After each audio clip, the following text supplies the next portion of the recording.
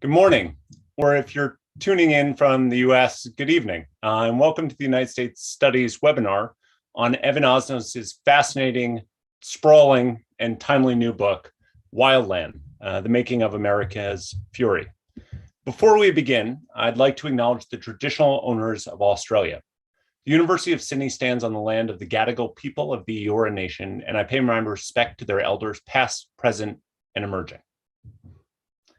As 2021 draws to a close, it's well to remember just what a crazed start to the year that we had here in Washington, D.C. After a year beset by pandemic, civil unrest, and political turmoil, the January 6th attack on the U.S. Capitol, beginning 2021, was the first major attack on American soil since the falling of the Twin Towers some 20 years before. It was also the first assault on the Capitol since the British stormed and burned it in 1814.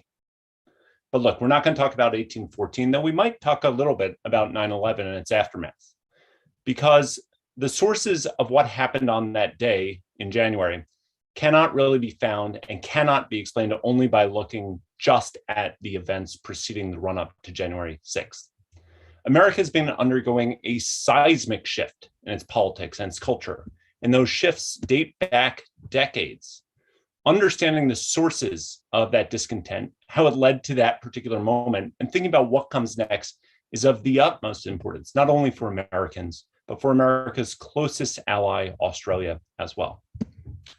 To discuss all this, to understand some of the profound changes taking place in America, and to understand that the shifts in Washington merely reflect some of those broader changes taking place in Connecticut, in West Virginia, in Chicago, I'm thrilled to welcome my Lao Pengyo, my old friend, Evan Osnos, who is going to talk about, as I said, his sprawling, his ambitious, his depressing, and his utterly absorbing new book, Wildland, The Making of America's Fury.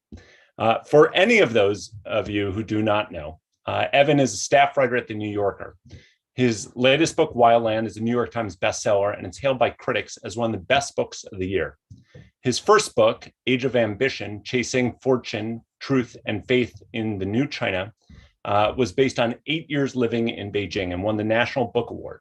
From 2008 to 2013, he was the New Yorker's China correspondent, and he now reports from Washington. Previously, he worked at the Chicago the Tribune, where he was part of a team that won the Pulitzer Prize for investigative reporting. It's not only those two books, Evan also popped out literally a book on Joe Biden in super speed that came out just before the election.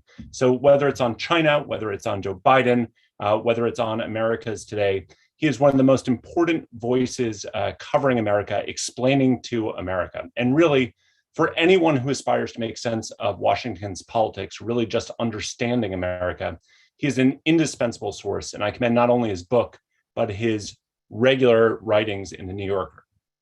One other note that I wanted to point out, and this is more of a hopeful note. The last time Evan and I talked about a book, I was teaching up at the U.S. Naval War College in Newport, Rhode Island, and Evan came up, and it was a pretty good talk. And I say it was a pretty good talk because he hadn't slept at all before he came up, because he had literally come from the Book Awards where he had won the National Book Award. So Evan, for your sake, for the book's sakes, let's hope that this is a precedent that we have.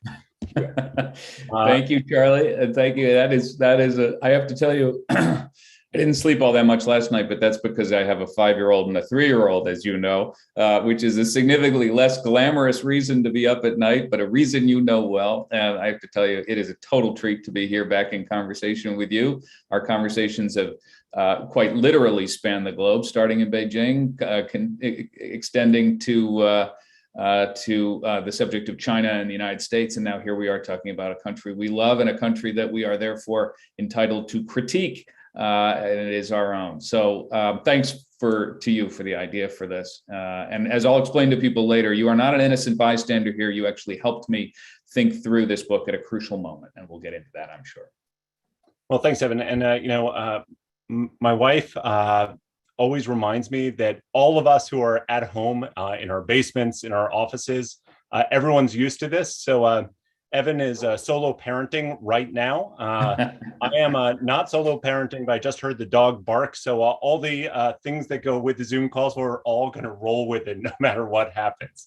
But for those of you who are watching, let me just say the game plan is Evan and I are just going to talk about a lot of things, about his career, about the book, about America today. But really what I want to do is, and Evan, I know I was mentioning this right before we started, I'm not kidding when I say this is a talk that I'm almost nervous for, because there's so much in this book.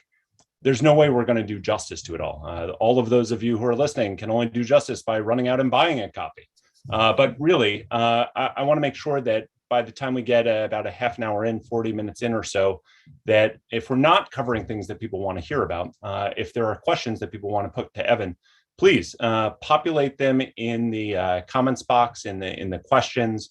I promise I'll do my best to sort through as many as possible. So with that, let's start, Evan. As you said, this ongoing conversation we've been having for a while, but I don't want to start with the book. I actually want to start with you.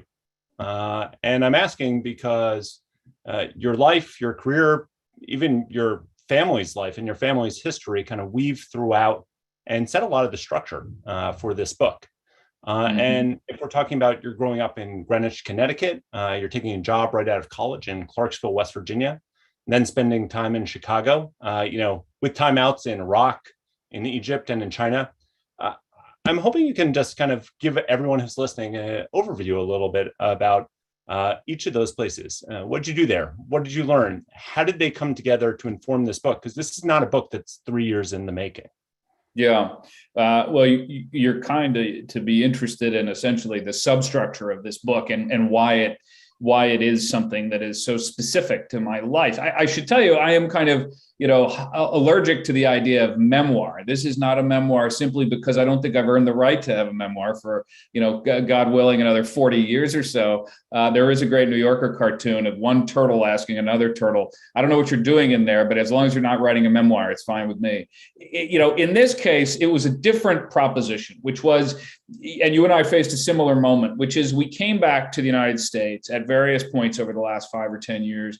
And I was looking upon it both sort of with my hat as an analyst and a writer, and then also as a citizen, and saying, what has happened here? And I come to this partly as somebody who is, I am in some ways, I have as much of my social world is populated by folks who live outside the United States as it is by people in the United States, partly because of where I've lived. We'll talk about that in just a second. But I think for that reason, I kind of approached my own country with a bit of the perspective of a foreign correspondent to say, how can I try to render a portrait?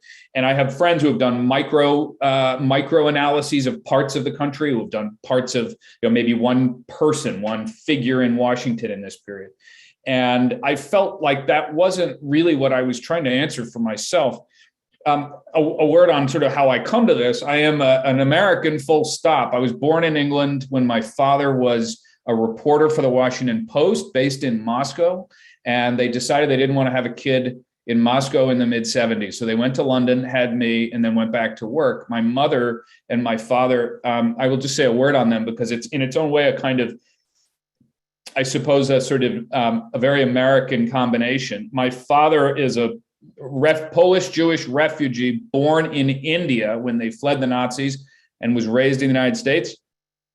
My mother was the daughter of American diplomats from Chicago. She was born in Morocco because that's where they were posted. The two of them met in Vietnam during the American War. They married at a tiny town in Michigan. And when they presented their paperwork, actually, I didn't put this in the book, Charlie, but it feels appropriate. They presented their paperwork to the local clerk in this little town to say, we're getting married. And they had all these places like Morocco and Mumbai and Saigon. And the clerk said, now, kids, you need to take this seriously. This is serious here. This is not a joke. But in its own way, this is a very American story. I mean, I am a combination of all of these elements. And the reason I mention all this is I decided I couldn't write a book about one piece of these places I've lived, of these elements of my family story, my own story. I had to try to put them into conversation with one another, because it's in that juxtaposition that you actually begin to get some of the energy, the very volatile energy that you have in the United States today. It's the ways in which these different traditions, these different identities, these different claims on power and status, all of these are, as we see all the time, in this kind of volcanic combination. And I said, the only way I can write this book is by putting them onto the page together and try to negotiate right there on the page. So that was the connection between my own story and the structure of the book. No, that's great. And I don't want to push you on the memoir. You're far too young looking to write a memoir.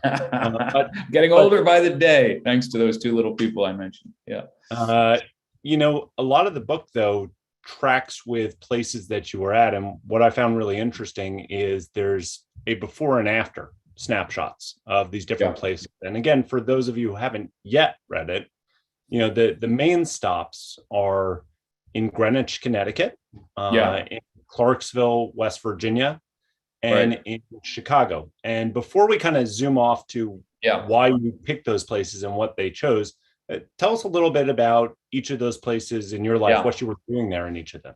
Yeah. And so I grew up mostly in the town of Greenwich, Connecticut, which, is many people may know, is a wealthy suburb of New York City, and is interesting for two analytical reasons, really. One is that ever since the Industrial Revolution, it's been a place where economic decision makers live. There have been CEOs and executives and what we used to call the captains of industry living in this little town. I mean, it's a town of 60,000 people on the outskirts of New York City, and it's been prosperous. But in the last 20 years, the prosperity has gone through the roof. I mean, it's now known in the newspapers as the hedge fund capital of the world.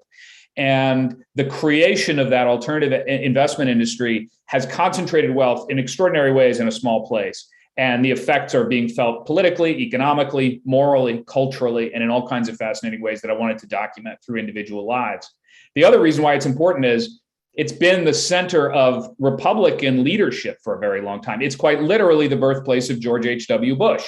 And, Prescott Bush, his father, who was, after all, the sort of iconic moderate Republican of the 50s and 60s, he was Eisenhower's golf partner. He was the guy who ran the local town council. He ran he was the sort of biggest political figure in town.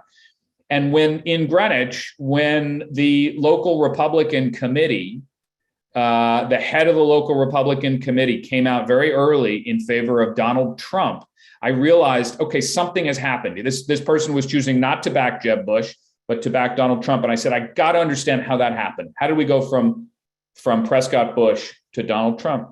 The second place is Clarksburg, West Virginia. It's the first place I lived out of college. I went there as a baby journalist. I was working at a newspaper called the Clarksburg Exponent Telegram. But what's fascinating about Clarksburg, West Virginia is it is a place, it's a small city in the northern part of the state, about 15, 16,000 people.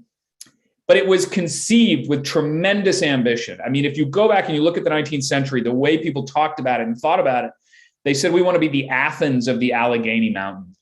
It was built, they had these sort of beautiful hotels and buildings and stuff downtown. And it really prospered for a long time. And eventually it kind of fell off that track of American prosperity in ways that we would now recognize. And importantly, politically speaking, when I was a young reporter there 23 years ago, it was all Democrats. Every member of the congressional delegation was a Democrat. People still had FDR's portrait hanging on their walls. And now today, West Virginia is one of the most reliable pieces of Republican territory in America. And I wanted to understand how that happened. And then the third place is Chicago, Illinois, where my family is originally from, particularly the south side of Chicago. And Chicago is, and really has been for a century, kind of the American laboratory for understanding race in the city. It is particularly important as a place to understand racial segregation and the effects of compounded poverty over the generations. And there's been a great, the School of Chicago Sociology has really kind of helped us understand that. And I wanted to go into the lives of specific people in Chicago and figure out how did political power, economic power, and race kind of combine and create not only the politics of the place, but also some of the things we think about questions like crime and punishment and rehabilitation and the possibility for really reconciliation. And so I decided to take these three places which have been a part of my life. And I said, if I can just take myself out of the foreground and just let other people's stories drive this thing forward, I suspect that I will find ways in which they connect with one another. And that, I mean, Charlie, that has ended up being really, that's what the book is. This is a project in which one thinks they're getting into a book about America's divisions. And what you discover is, I'm not saying that we're not divided, God knows we are, but in fact, there are these ways in which we are impacting each other every day. We're connecting in one another ways, economic or political, that are often negative, actually. They are having unintended consequences. But it's those connections, the decisions that are made in Greenwich and the implications in Chicago or in Clarksburg, that in many ways was the discovery that helped me understand how we got into this moment in America. Thanks. That's, a really good overview for where we're at. You haven't yet mentioned, and we can talk about it or not. I mean, there are, when you're reading the book, there are these fascinating people you meet. Look, as someone who is not a journalist, I find myself actually quite interested in the methods. How do you find all these people? How do they find you? You have deep stories for each of these places of, as I said, these kind of wild, interesting, ambitious failures, successes of people. And I don't know if it's of interest to people who are listening. I'm really interested. Can you tell us just a little bit about, I'm thinking when I was reading your book about, Chip Skowron in Greenwich, about Preston Clark, about Sidney Muller. Right. Tell us a little bit about them, Evan. But, for those of us who are not journalists, how the heck do you find these people? So it's a great question, actually. And the sort of methodological question is, I am personally fascinated by, one of the books, and I will just as an aside, one of the books that shaped my approach to this project is Lawrence Wright's book on the origins of 9/11 called The Looming Tower. Many people on this call will have read it. And part of the reason why I came to that book with such intensity was it's a prehistory of a catastrophe is what it is. And it's told not through the sort of just the grand strokes of history, but really through the kind of intricate details of people's lives. And that's what I was seeking to do. And what you discover when you start doing that is that people's lives will actually end up leading you to the grand themes. You mentioned somebody, I'll give you an example. Chip Skowron is somebody who's a fascinating case. Chip was a doctor, very well educated. He was at Yale, got his medical degree. At the same time, he got his PhD in public health, really a high flyer. On his way, went to Harvard for his residency, afterwards for a fellowship in surgery. And he sort of realized as soon as he was doing it, I don't want to be a doctor anymore. In a way, it had kind of scratched the itch, the ambition itch. And he said, I want to do something else. And his brother-in-law, interestingly enough, said, you should go look at Wall Street, because Wall Street is starting to hire doctors. This was right around the beginning of this century, 2001. And they were starting to hire doctors, specifically hedge funds, because, of course, they were trading in healthcare stocks. He knew nothing about this business. He literally went to the bookstore, Charlie, and he bought a book called Getting Started in Hedge Funds. He didn't know how to read a balance sheet. He didn't know how to do anything. And he read this book called Getting Started in Hedge Funds, and he applied for a job, and he got one. And he succeeded very quickly in the business. And he made about $30 million over the course of the next couple of years. He started his own fund. And pretty soon, he kind of, I would say, almost ambled across the line between legal and illegal conduct. And he found himself handing a packet of cash to a doctor in a darkened bar in Barcelona in exchange for inside trading secrets about a drug trial. And he was arrested and he went to prison, and he came out, and I started a series of interviews with him because there were a lot of people in Greenwich, to be perfectly blunt about it, this place that I grew up, place that I love, a lot of people in Greenwich were going to prison for financial crimes. There were so many, in fact, at one point, who were getting wrapped up into various investigations for financial wrongdoing, that the street we lived on, called Round Hill Road, was nicknamed in town. It was nicknamed Rogues Hill Road. And I was desperate to understand how that had almost like a virus, this idea of this kind of ethical contagion that was kind of moving from one person to the next in some ways. How did it happen? I was we talk a lot about norms in this country, and I wanted to understand how norms are created, how they're passed, how they're broken, how they're changed. And Chip Skowron, I am pleased to say, I am very grateful for his willingness to talk to me about some of the most embarrassing and painful and difficult things in his life. And he did it. And I think, to your question, I sort of left this to the end. How did I come to him? How did I get to him? I was talking to my brother-in-law, and I said, I'm writing about this kind of strange wave of white collar crime in my hometown. And he said, I knew a guy I went to medical school with who went to prison, I think, from your town. And he just gave me the name, and I started looking into the case, and I thought the case sounded fascinating. And I called Chip Skowron up out of the blue. That is the difference between being a journalist and being a historian, is, we can't, we're not able to research our way out of a paper bag, but we do somehow have to get over the idea of calling somebody out of the blue. And to his credit, he said, yeah, I will talk to you, not just once, but, more times than I can count over the course of the next few years, and kind of walked me through that process of norm formation. That's the thing that was fascinating. Thanks.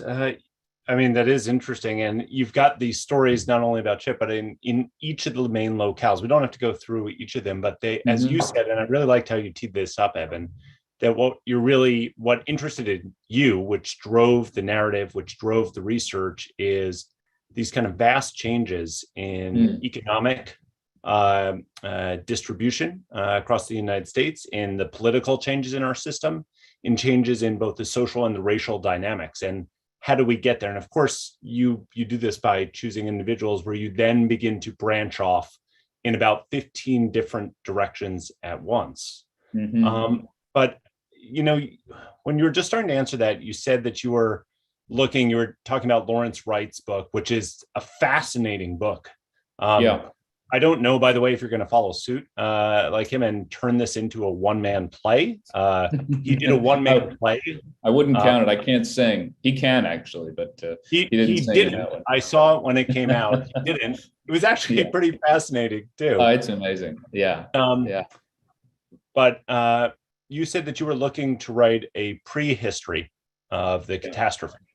And, I'm looking at the book, and I think for people who haven't read it, the titles are good places to start. You think a long time about them, what will kind of grab people, make them want to do this, what you might pitch to a publisher, what might show up in bookstores. And this one, Wildland, if you're walking by, you might say, right, a book about the United States. Look, it's got the colors of the United States. Got it.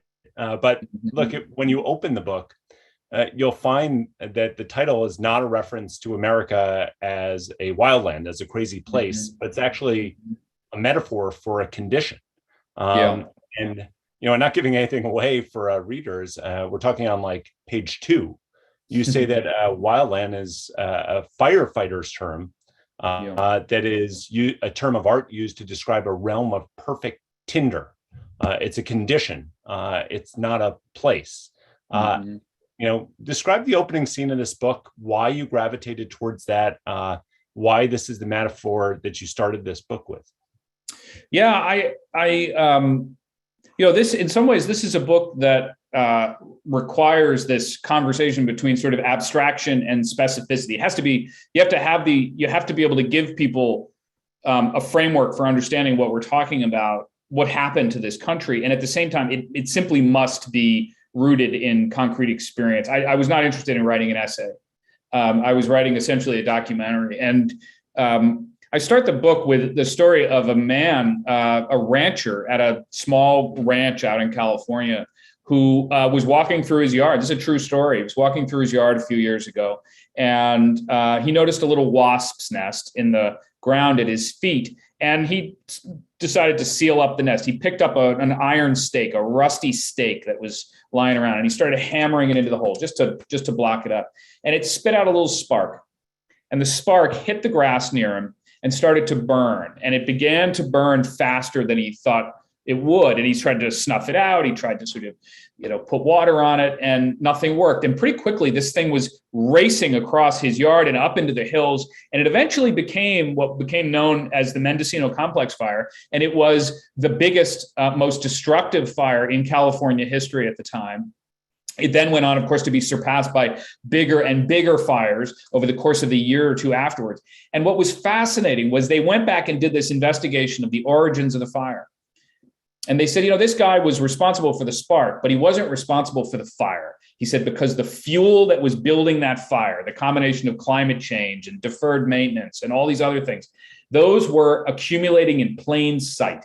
That's what the fire investigators said. This is essentially, they said, this has been here on all of us. We've been watching this develop. And when I read that story, I realized that this term that they use in firefighting, which is a wildland, is this terrain of kindling, essentially a land that is ready to burn. And it reminded me of this line that you'll remember, Charlie, from China, which is a Chairman Mao's observation about politics, where he said, all it takes is a single spark to start a prairie fire.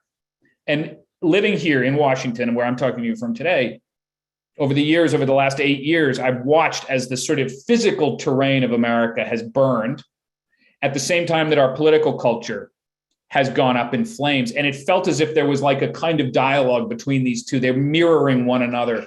And it was more than metaphor. It was something else. And I realized that was the book I was trying to write, which was how did we become this wildland, sort of primed to burn? Because we often talk about Donald Trump as the point of ignition. But I think we're all coming to terms with the fact that the point of ignition continues. And we don't know if we're at the beginning, the middle, or the end of the story. I actually worry. I think that we're in the early stages of a story that I think is going to carry us for years of political turmoil. And, we can talk in a moment if we want about hopeful indicators. There are some, but we have to be candid, I think bracingly candid, about how serious the situation really is.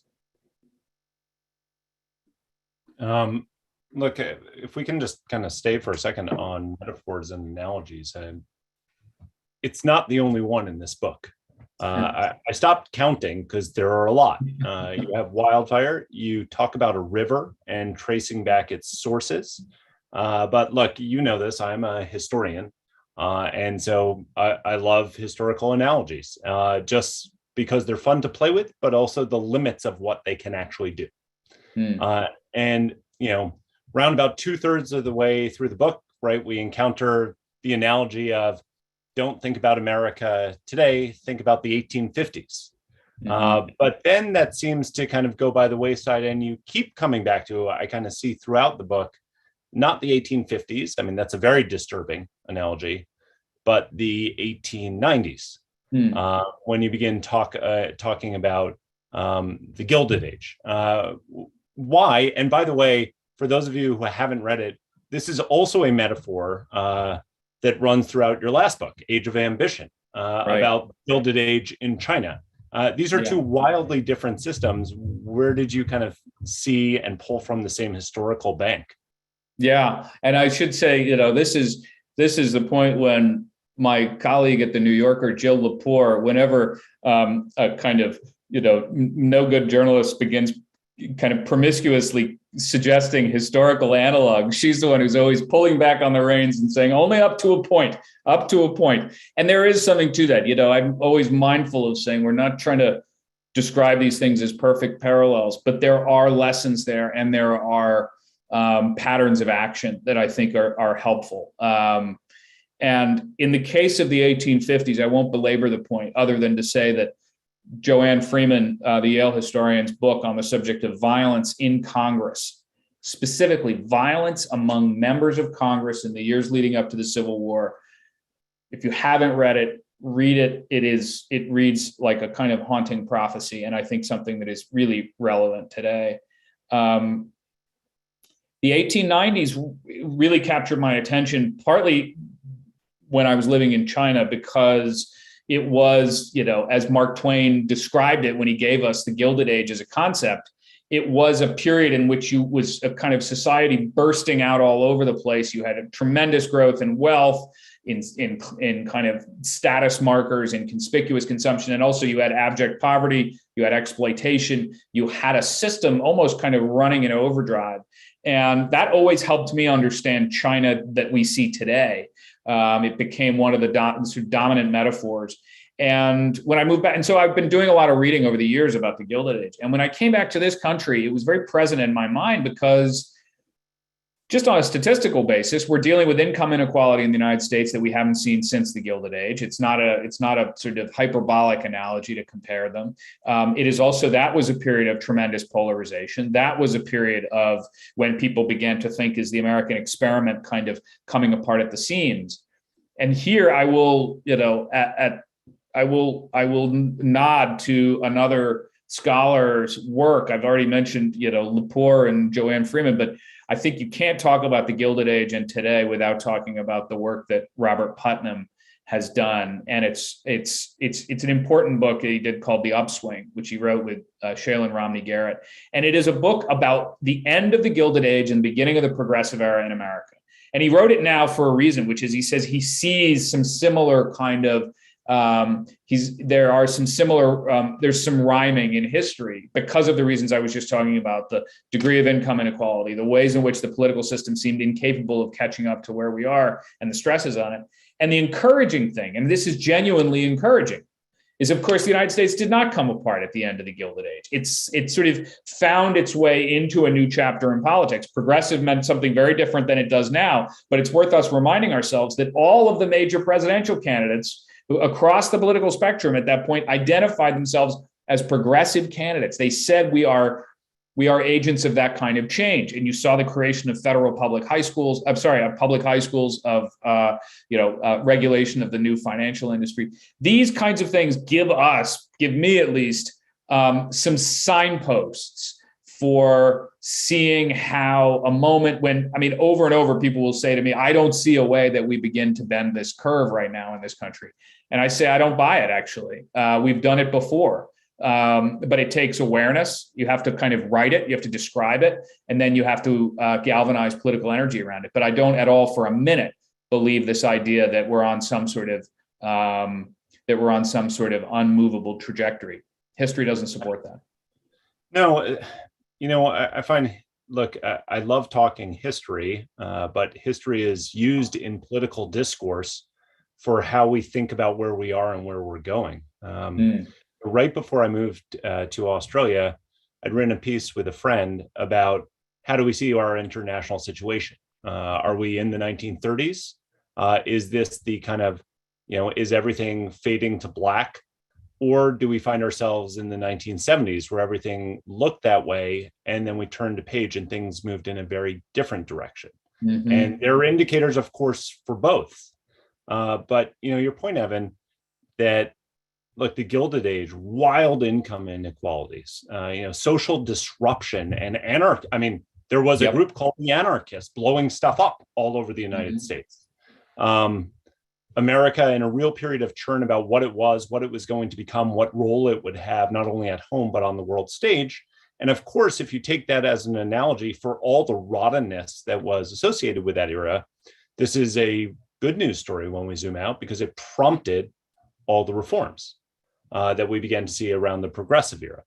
Now, you just said, and so I do want to kind of grasp at some straws here about some of the positive elements here, that you see some signposts to that. And you can say that good, bad, or indifferent, there is an awful lot of churn in our system right now. And frankly, both political parties are trying to understand and situate themselves, kind of riding that crest of fury, that anger, not getting consumed by it, and potentially pointing the way to some new things.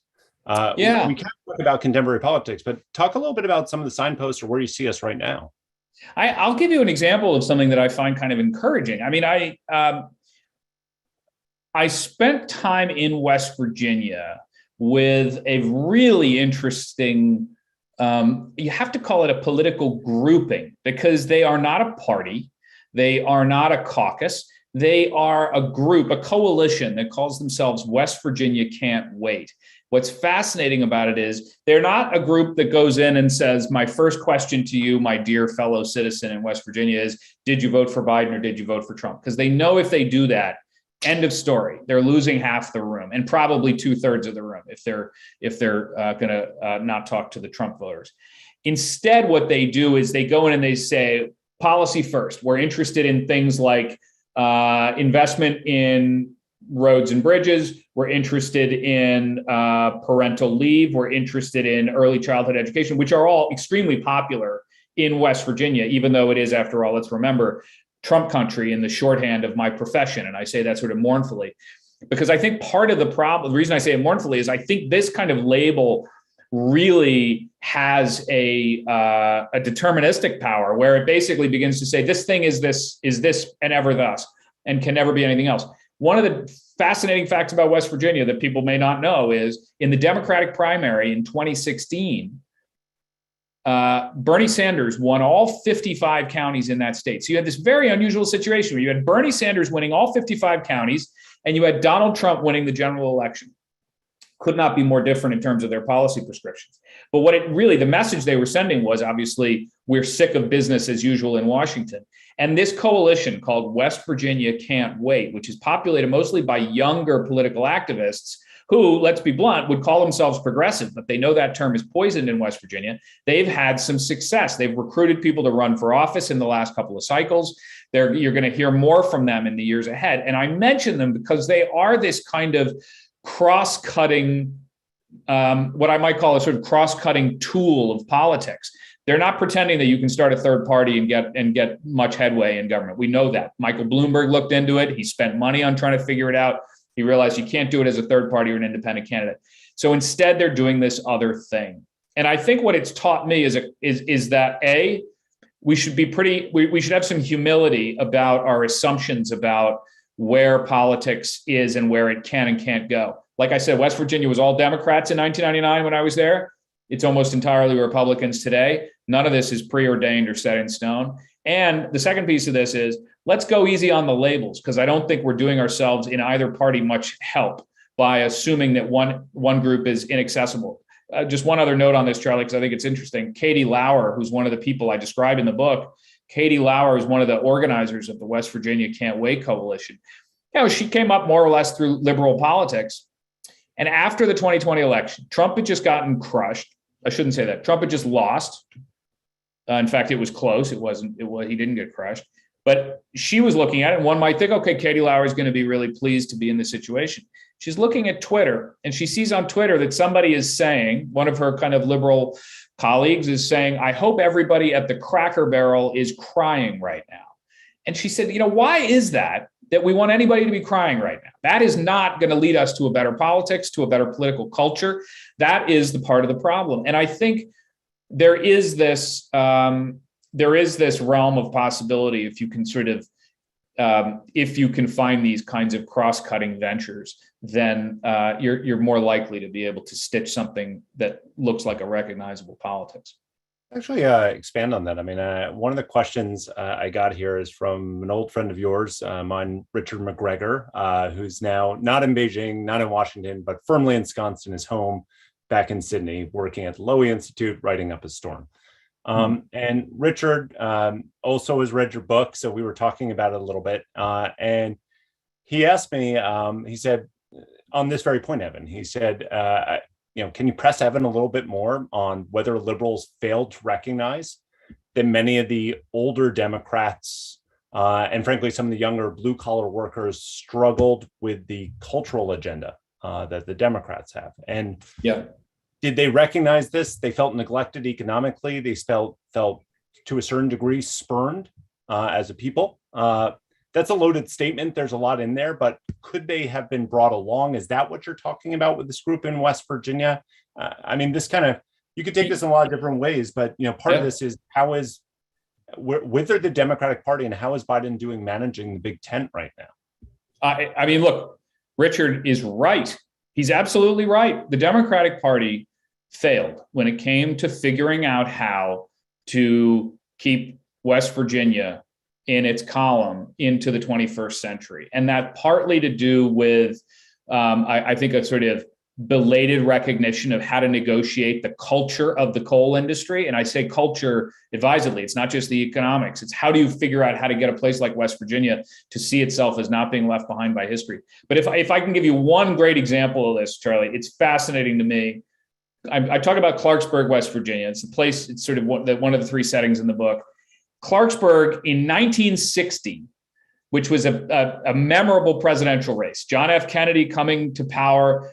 He came to West Virginia. It was an important state for him because he had to demonstrate that a Catholic could get support of Protestant voters. West Virginia, one of the highest numbers of Protestant Democrats in the country. And in little Clarksburg, West Virginia, I went back into the clippings, and John F. Kennedy came to Clarksburg, and then he came again, and Bobby Kennedy came, and Teddy Kennedy came, and Jackie Kennedy came, and Hubert Humphrey, and Lyndon Johnson. This is a town of 16,000 people. And John F. Kennedy, in fact, went on television for a half an hour and answered questions from local people in West Virginia, in Clarksburg, West Virginia. And I was talking to the folks at the Historical Society, who I've gotten to know, of course, over the years as I've been working on this project. And I said, would you help me figure out what other presidential candidates have come through in recent years? And they said, well, we went back and we looked, and since Kennedy, we can't find much of anybody, except it seems that once perhaps Jesse Jackson might have come through town in 1988.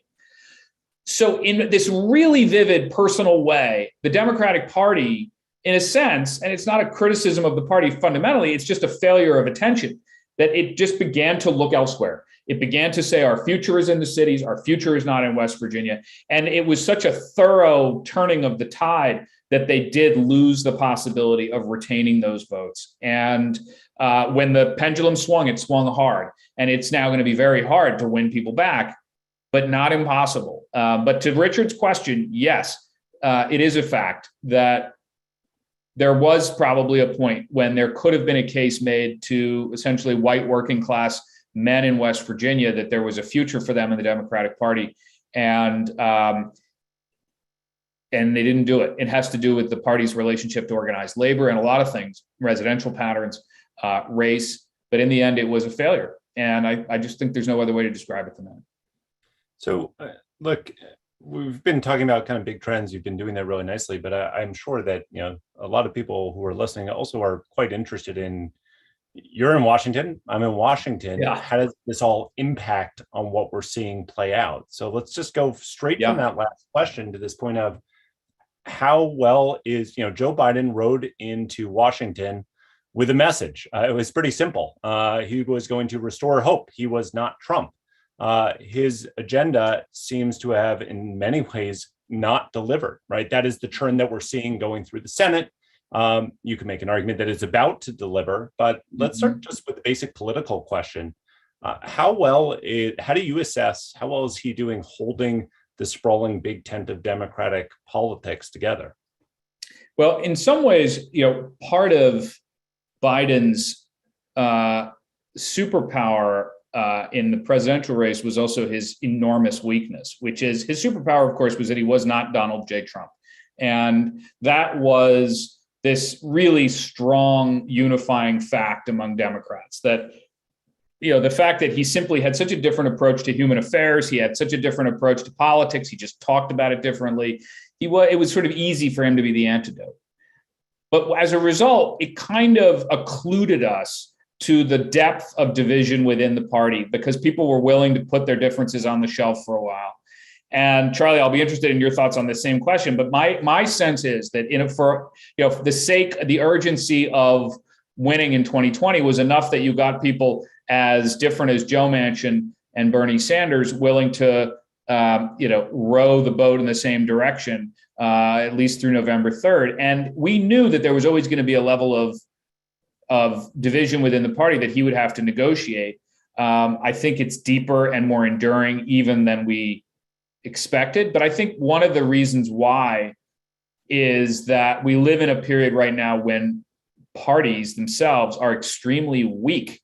I mean, this is worth noting. I mean, partly the nature of campaign finance, partly because of the ways in which the media is structured. Candidates can essentially go out and raise their own money and talk to the public directly. parties themselves, the old party chairman, the old sort of Lyndon Johnson, he wasn't the party chairman in this role, but the kind of leaning in and working people, that is not how parties work right now. And Joe Biden is in the position of trying to, essentially seduce as much as he is coerce somebody like Joe Manchin into submission, and it doesn't go cleanly. But I'm curious what you think. Why is it, do you think, that the Biden administration has run into the kinds of trouble it has?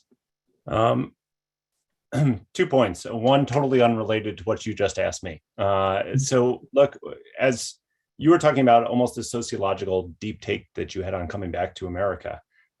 As an American in Australia for the last 3.5 years, I would joke with a lot of friends that Australia is a very sneaky country, and none of my Aussie friends would believe me. They'd say, "Sneaky? We're so blunt and upfront," which is true. But the reason I would say that is, as an American, moving to Australia is the easiest place in the world to move to, right? It's just a little bit further than Hawaii, not a little bit. We speak the same language, more or less. And so unlike what it was like for both you and me living in Beijing, where you are thinking your way through every interaction, through every day, because there's so much that you're just trying to understand what's going on. At least for me, my thinking cap wasn't on when I first got to Australia. But there are some differences, and they sneak up on you. And look, even the political system, again, this isn't your question precisely, Evan, but it's so interesting for me as an American thinking about the Australian political system, because when we were having conversations about not just the Republican Party and Donald Trump, but say Bernie Sanders and the Democratic Party, or certainly from a foreign optic, why is it that both of your parties seem to be running as far away from the center as possible? One of the things that was brought up to me over and over again is parties are just so much stronger in Australia. For national election, you have pre-selection of candidates. There's, of course, internal jockeying, but they're not running on primaries in the same way that you have here. And also with the difference of ranked choice voting, right? The incentive structure for politicians about how you are going to claim the most votes on your election, and therefore how you are shaping your message, is quite different, which produces a different type of incentives and a different type of politics. So again, not your question at all, but we're speaking at the University of Sydney. So I wanted to raise my inaccurate kind of notes on this. But look, to your question about Joe Biden, I actually think the best article that I read explaining the plummet in the poll numbers, coming out of the Afghanistan withdrawal, was written by Peggy Noonan of the Wall Street Journal. And she said exactly what you had said, that Joe Biden made his argument about himself. Not only was he not Trump, but he had been in government. He would be serious about governing. He was deeply compassionate, and values and taking care of America and America's image mattered enormously to him. And right decision or wrong decision on withdrawal from Afghanistan, the narrative surrounding that punctured large holes in each of those kind of core structures of who Joe Biden is as he has presented himself to the American public. And, people, I think sometimes, it's not particular things, it's just a feeling that you have. And I wonder if that has something to do with it, combined with, as you have said, right, some challenges kind of wrangling left, right, and center on the Democratic Party.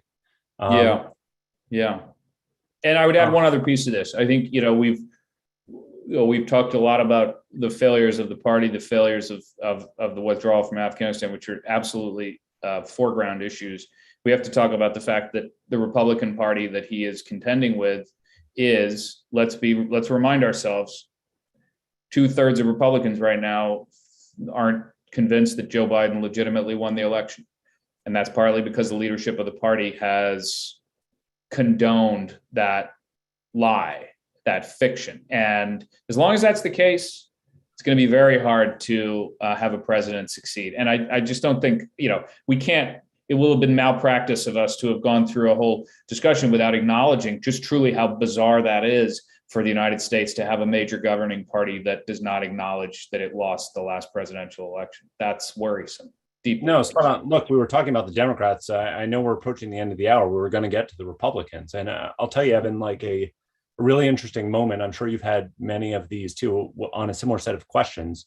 We were doing a big public forum about the impeachment process, impeachment round one, not round two, at the University of Sydney. I was sitting there with Simon Jackman, our CEO, with Bruce Wolpe, an American who plays an outsized role here, with my colleague Gorana Gerchik. And someone in the back of the audience got up and said, what will it take for Republicans to move away from Trumpism? Will they move away from Trumpism? And, we get lots of questions and we get a lot of kind of wrong answers. And I'm not sure if mine was right or wrong, but I said, what will it take? It will take a massive repudiation at the electoral box, which we have not had. Yeah. And so I guess I would ask you to expand about, we talked a little bit about the Democratic Party, but, Bruce Wolpe actually just forwarded me this question, what will it take to break the back of Trump's appeal across the country, but forget about the country, within the Republican Party? Well, and it does tie into Joe Biden, because I had an interview, of course, with Biden in just shortly before he won the election in 2020, just a couple of months. And if I was going to identify the thing that he misjudged, it was that he thought, and he said as much publicly, yes, I think that once Trump is off the scene, that spell will break. And I don't think, I think we sometimes caricature it and sort of say that, Joe Biden thought they were all going to wake up and be friendly and work with him again. He didn't think that. He just thought that the very specific hold that Donald Trump has over his party, that once Trump lost, once he was a loser in the political sense, that would break the spell and so on. And it simply hasn't. And it hasn't in a way that I think people didn't appreciate, because Trump has not been Trump's loss has not been adequately kind of confirmed by his party, that he still holds this shadow over the party. And it's very much specific to him. He is. And there are obviously a lot of pretenders to that throne. There are a bunch of people who would like to be kind of call it a more high functioning Trump or a more well-read Trump. We know all versions of that. There are several of them in the United States Congress, and they don't have it. They don't have that, what you have to call, one of my editors used to call weird charm, which is not a compliment, but that's what he has. It's this kind of dark charisma, and it works in politics, and it's worked for him. And as long as he's on the scene, I don't see anything that's going to change that, anything immediately. But to go back to an earlier point, and this is really at the heart of what Wildland is about, Trump didn't come out of nowhere. Trump only became possible as a political figure because of things like historic levels of income inequality, because of things like a Democratic Party which failed to reach out to working class white voters in a place like West Virginia in the way that it had before. Those are factors that contribute ultimately to why Trump became possible. And yes, it was, Trump has the specific set of attributes, but until you address those underlying issues, which contributed to a collapse in the faith in the possibility for the Democratic Party in big swaths of the country, until you address that, you're not going to break the hold that Trump has. And the way I think of it is, it took 2 generations for us to get into this mess. It's going to take a lot more than 1 year of Joe Biden to get out of this mess. I'm looking at some of the questions that are coming in, and one of the questions that I remember encountering a lot, and Ken Moskowitz asked this question, so I just thought I'd read it, is, well, how different are the left and the right, right? How different are Donald Trump and Bernie Sanders? And of course, wildly different views of the world, but both channeling a rage about what has happened in America. And that's me paraphrasing. Ken's question, though, is, you said this, how are Sanders and Trump so different? They're the same on only I can fix it, anti-free trade, anti-government, swamp, populist, anti-elite, system is rigged, and they're both old white guys claiming to be outsiders. And I guess the question is, we were just talking about Trump and whether and when the fever might break, but what about on the Democratic Party too? Will this persist? Will it be pulled further to the left? Bernie Sanders is probably not going to run for president again, although I guess he might. What's your take on that? I would say a couple of things. One, I will stipulate much of what the question proposes. The one difference, and I think it's a fundamental difference, is Bernie Sanders has not tried to overthrow the results of a Democratic election. That's really an important recognition we have to make. It is that strange and it is that alien into our system that we have to call out what it is that Trump has been doing, because anything else is not actually a fair analysis. But the point is absolutely true, which is that, they have demagogic qualities. They both are, not all that interested in compromise and so on and so on. And they are both a result of the fact that people have been driven, that they sort of are part of, and this goes partly to my business in the media business, that we are driving ourselves to extremes. And I mentioned earlier something that is easy to overlook, which is what a remarkable statistical fact it is that both Bernie Sanders and Donald Trump can claim themselves as winners in the state of West Virginia. And that is a sign of how much that the system, people had broken faith with institutions. Interestingly enough, in a one-on-one contest, by the way, in a poll, Bernie Sanders would have beaten Donald Trump in West Virginia, according to one of the exercises that people ran. But I think, look, what we are also dealing with, you identified an important point here, which is these are both men in their 70s. And we are dealing with this is a gerontocracy moment in America. And it is part of the reason why we're in this situation, because people under 40, I can no longer include myself in that group, but people under 40 are just incredibly, incredibly turned off by the inability to access real power because of the fact that there are too many folks at the top who are holding on to their jobs. And I think one of the things you're likely to see is that as a generation begins to leave the stage, that you will see part of the turbulence we're seeing right now is because there has been all of this kind of pent up energy that hasn't had anywhere to go. And it's part of the explanation for why we got into this moment. Look, there's so much. I failed, right? We didn't talk about the state of the China debate, which you and I always discuss when we're together. But there's one thing I guess I'd like to end with here. You got this question all the time. I got this question all the time. When you came home from China, having had this crazy, sprawling experience, when I was talking with my grandmother, she'd say, "How was it? What do you make of it?" Right. And, I had an inability to answer succinctly. But your new book is a longer, not a quick one, but an answer to questions that all our friends in Australia might ask, like, America, what do you make of it? What's happening? Where's it going? And I guess I would just ask you, with your journalist hat on too, for foreign observers, which in many ways you are in this book, right? It's how we open the conversation. True. You're right. Yeah. What should they be looking for? What should they be thinking about at this extraordinary moment of churn when they're looking at America? Thank you for this. It's such an intelligent question. It's a brilliant question, and it's the right question. And this is such a wonderfully fun and interesting conversation to have with you, Charlie. We could do this. We'll do this for another 6 hours off camera sometimes. I think, look, the thing I would be looking for, and I look at this as an American and as an analyst, is do we have the power still within us for self-correction? Because when I think about, 8 years in China, I was in the Middle East before that. I come back to the United States. What sets us apart? Those are incredibly complicated places. They have internal problems. They have income inequality. They have corruption. They have all of that. What sets us apart?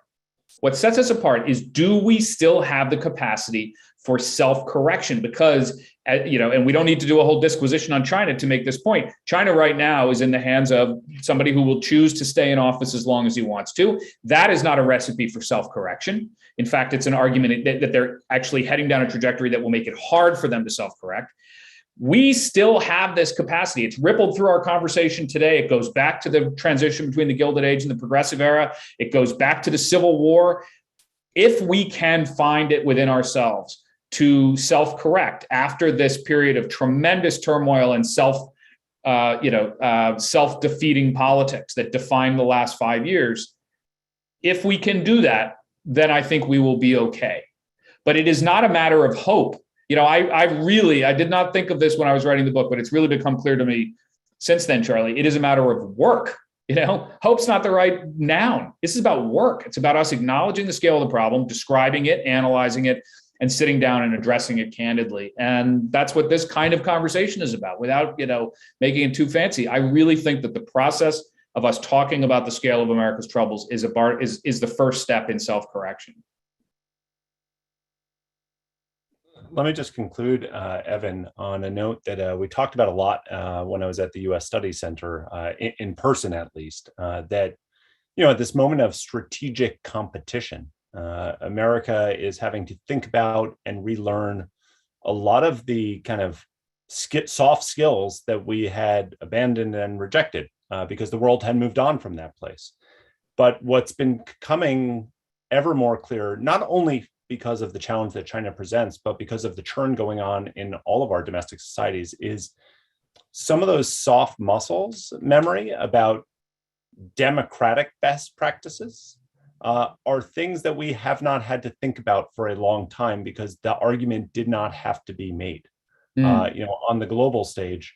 But that then ripples through our politics too. Think about what our systems actually provide and how they can become better. And that is the moment of churn that we are now in. A longer conversation, but let me just thank you, Evan, for being game, for going all over the place. Everyone should rush out. The best part, Evan, is that Australian publishers and American publishers don't align the publication date.